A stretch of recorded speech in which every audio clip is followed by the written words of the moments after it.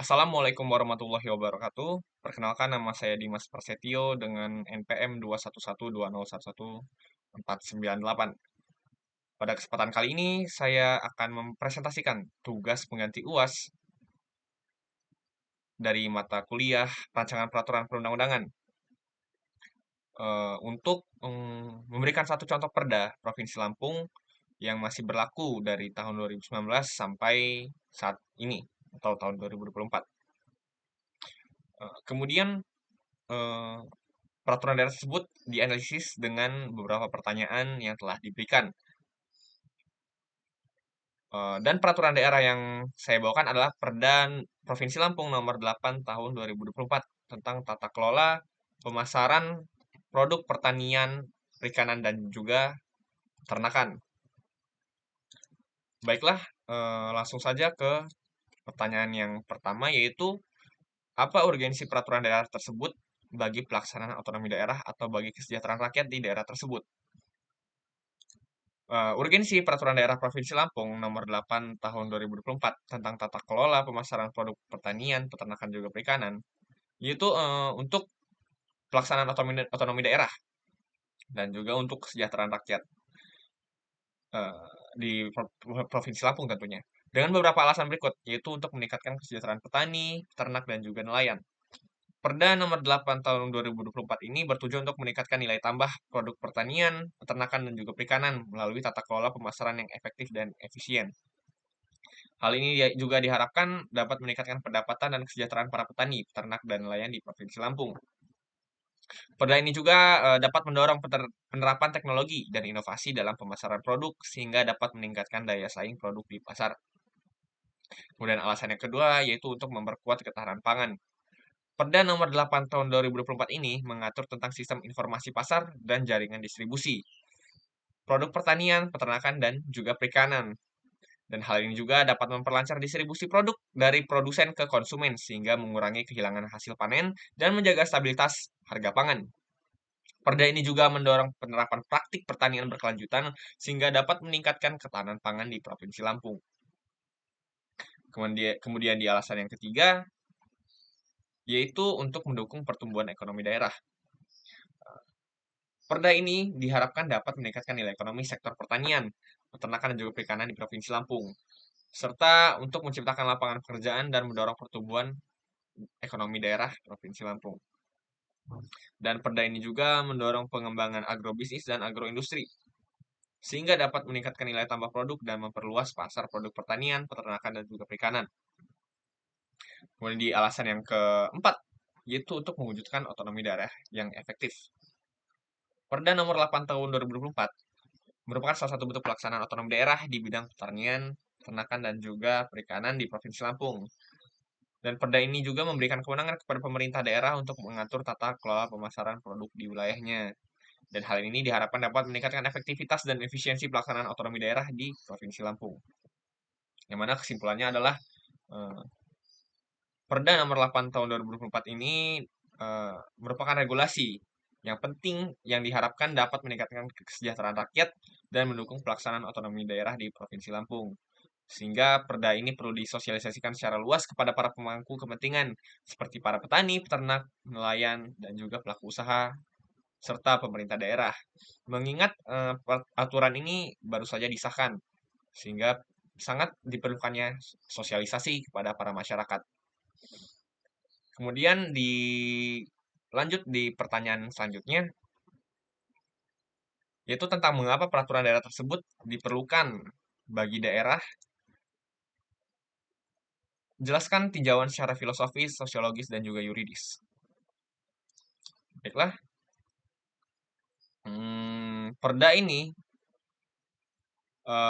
yaitu diperlukan bagi daerah dengan berbagai alasan yang dapat ditinjau dari filosofis, sosiologis, dan juga yuridis. Baiklah, melalui tinjauan secara filosofis, yaitu untuk keadilan dan kesejahteraan, yang mana berwujudan untuk mewujudkannya bagi para petani, peternak, dan juga nelayan di Provinsi Lampung. Dan hal ini juga sejalan dengan nilai-nilai Pancasila, khususnya pada sila kelima yang berbunyi keadilan bagi seluruh rakyat Indonesia.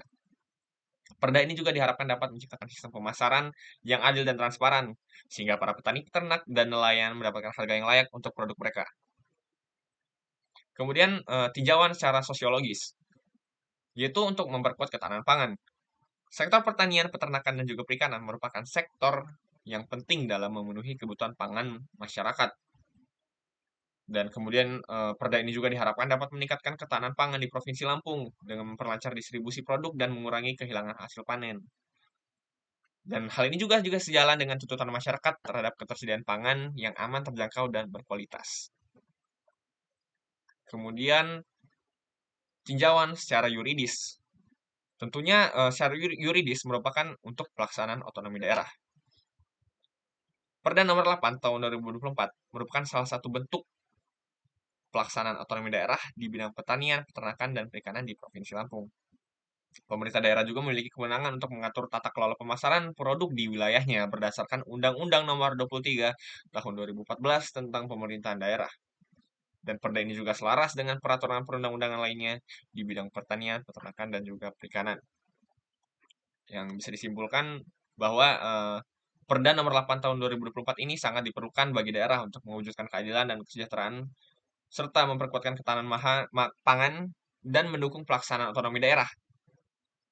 Dan yang mana perda ini juga memiliki landasan filosofis, sosiologis, dan juga yuridis, sehingga diharapkan dapat bermanfaat bagi masyarakat yang ada di Provinsi Lampung. Kemudian di pertanyaan yang ketiga, yaitu aturan apa dari peraturan daerah tersebut yang mendukung kemajuan daerah. Jelaskan pasal atau ayat yang Anda maksud. Baiklah, aturan-aturan dalam peraturan daerah Provinsi Lampung nomor 8 tahun 2024 yang mendukung kemajuan daerah, khususnya dalam aspek perekonomian, ketahanan pangan, dan juga kesejahteraan masyarakat. Dimulai dari pasal 5, yaitu untuk pengembangan sistem informasi pasar.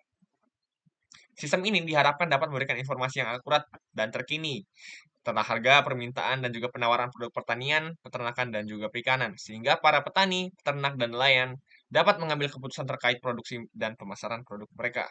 Sehingga komunikasi antara produsen dan juga konsumen dapat terjalin secara baik dan efisien. Kemudian lanjut ke pasal 6, yaitu tentang pengembangan jaringan distribusi.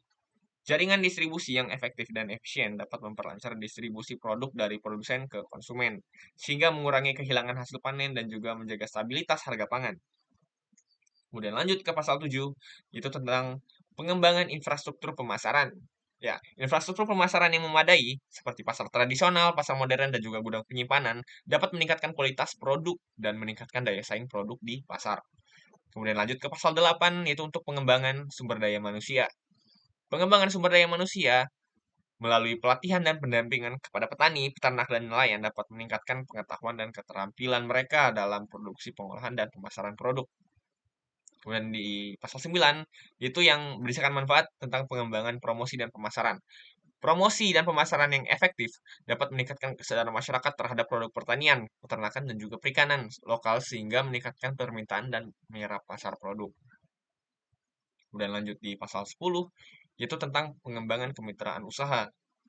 Kemitraan usaha antara petani, peternak, nelayan, dan juga pelaku usaha yang ada di daerah dan lembaga keuangan yang dapat meningkatkan akses permodalan dan meningkatkan skala usaha yang menjadi mikro dapat menjadi makro.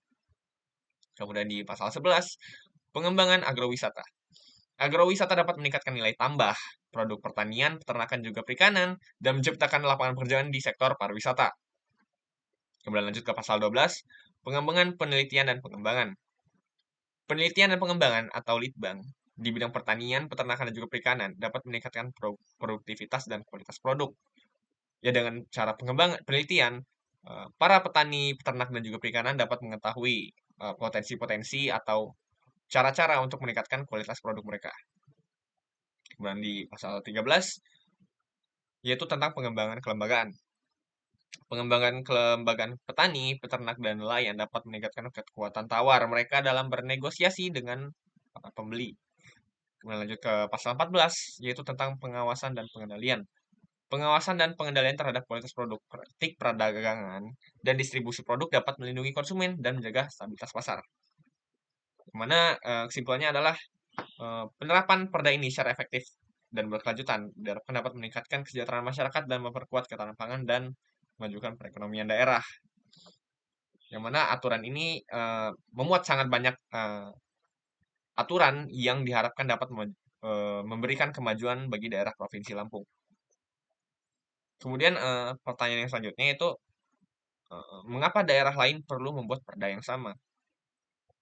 Ya, perda itu wewenang dari pemerintah daerah, yang mana sudah dijelaskan sebelumnya bahwa itu merupakan pelaksanaan otonomi daerah dari pemerintah pusat untuk ke pemerintah daerah. Yang mana perlu diingat bahwa setiap daerah memiliki kondisi dan kebutuhan yang berbeda-beda. Oleh karena itu, tidak semua daerah perlu membuat perda yang sama. Namun ada beberapa alasan mengapa daerah lain mungkin perlu membuat perda yang sama. Yang pertama yaitu keseragaman peraturan. Membuat perda yang sama di berbagai daerah dapat membantu menciptakan keseragaman peraturan di seluruh Indonesia. Hal ini dapat memudahkan masyarakat dan pelaku usaha untuk memahami dan mematuhi peraturan yang berlaku. Kemudian yang kedua, untuk meningkatkan efektivitas penegakan hukum. Ya, dengan memiliki perda yang sama, penegakan hukum di berbagai daerah dapat menjadi lebih efektif. Hal ini karena aparat penegak hukum dapat menggunakan satu standar yang sama untuk menindak pelanggaran. Kemudian yang ketiga, meningkatkan daya saing daerah. Memiliki perda yang sama dapat meningkatkan daya saing daerah di mata investor. Hal ini karena investor akan lebih mudah untuk berinvestasi di daerah yang memiliki peraturan yang jelas dan konsisten. Dan yang keempat, mendukung kebijakan nasional. Daerah dapat membuat perda yang sama untuk mendukung kebijakan nasional. Hal ini dapat membantu pemerintah pusat untuk mencapai tujuan dan target pembangunan nasional. Kemudian yang kelima, yaitu untuk melindungi kepentingan masyarakat. Membuat perda yang sama dapat membantu melindungi kepentingan masyarakat di berbagai daerah. Hal ini dapat dilakukan dengan mengatur hal-hal yang berkaitan dengan kesehatan, pendidikan, lingkungan, dan lain sebagainya. Seperti yang telah dijelaskan tadi, yaitu untuk pertanian, peternakan, dan juga perikanan. Yang mana berkesimpulan untuk membuat perda yang sama di berbagai daerah dapat memberikan beberapa manfaat, seperti keseragaman peraturan, peningkatkan efektivitas penegakan hukum, peningkatan daya saing daerah, dan lain sebagainya. Namun perlu diingat bahwa setiap daerah memiliki kondisi dan kebutuhan yang berbeda-beda, sehingga tidak semua daerah perlu membuat perda yang sama atau tidak wajib. Baiklah, presentasi dari saya telah selesai. Sekian cukup presentasi dari saya akhiri. Wabillahi taufik wal hidayah. Wassalamualaikum warahmatullahi wabarakatuh.